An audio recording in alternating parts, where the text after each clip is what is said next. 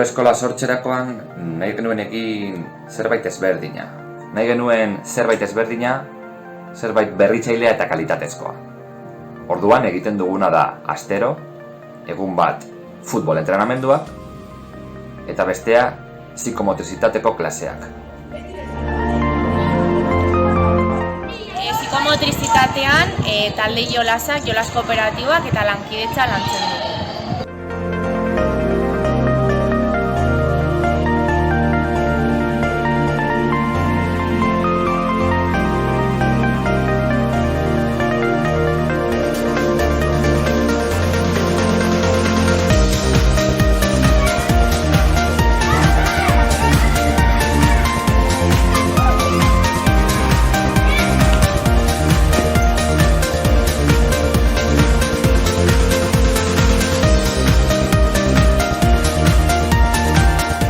Futbolean egiten duguna da metodologia bat jarraitzea, guztiak batera.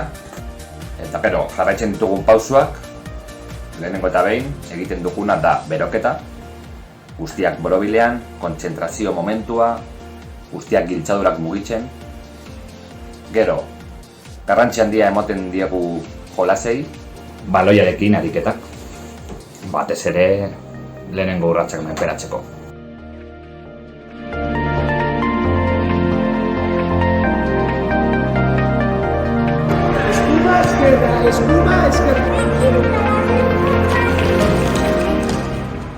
Eta bukatzeko, jolas divertigarri bat. Bai, jolasak guretzat oso garrantzitsuak dira. Hasiera batean, umeak ondo pasatzeko erabiltzen ditugu, baina baita ere, gorputzak berotzeko eta prestatzeko. Eta gero, eskolan badaukagu joko sorta handi bat, helburu tekniko-taktiko ezberdinetarako. Gero entrenamendua izango litzateke, ariketa nagusiak eta futbolarekin erlazio handiagoa daukatena. Eta gero ere, bukaerarako jolasak ere lasaitasunera bueltatzeko erabiltzen ditugu. Baloiarekin egiten ditugun ariketei ere garrantzi handia ematen diogu. Azkenean, aurrei baloia manejatzeko behar bezala ematen diren lehenengo pausuak erakusten diogu. Adibidez, pasak emotea, baloia gidatzea, edo baita ere baloia kontrolatzea.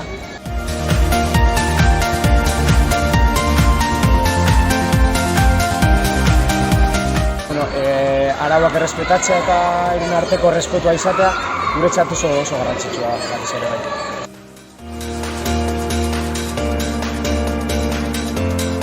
Asteburuetan egiten duguna da futbol zortzia egin beharrean, egiten dugu olgetan deituriko ligazka bat, 3-3 aurka jolasten dugu.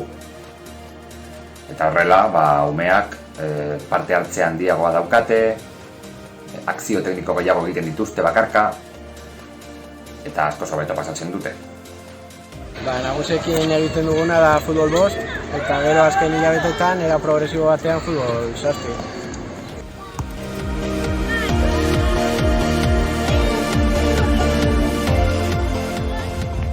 Guzti hau, bide hau, uste dugu askoz eraginkorragoa dela, umeen formaziorako, beraien garapererako eta beraien ikasketarako.